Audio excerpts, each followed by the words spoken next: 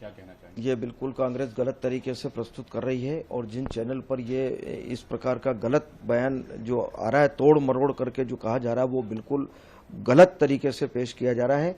मैंने जबलपुर के एक कार्यक्रम में सिविल डिफेंस वॉलंटियर्स का एक दिवसीय प्रशिक्षण शिविर था, उसमें मैं सम्मिलित हुआ था और मैंने ये कहा कि देश की सेना ने जो काम किया है ऑपरेशन सिंदूर में, उसकी जितनी सराहना की जाए उतनी कम है और देश की जनता भारत की सेना के चरणों में नतमस्तक है, उनको प्रणाम करते हैं, उनका सम्मान करते हैं। जितना कहा जाए उतना कम है सेना के बारे में, ये शब्द मैंने कहे हैं।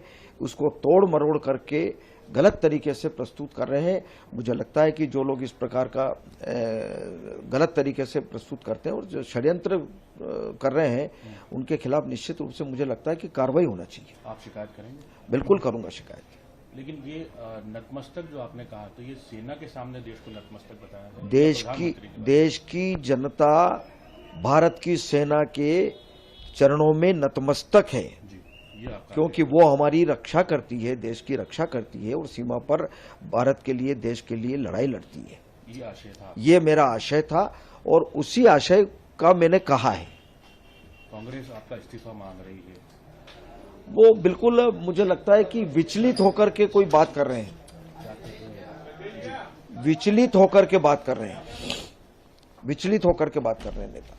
आप शिकायत करेंगे? बिल्कुल करेंगे, जहां करना चाहिए वहां शिकायत करेंगे। बिल्कुल।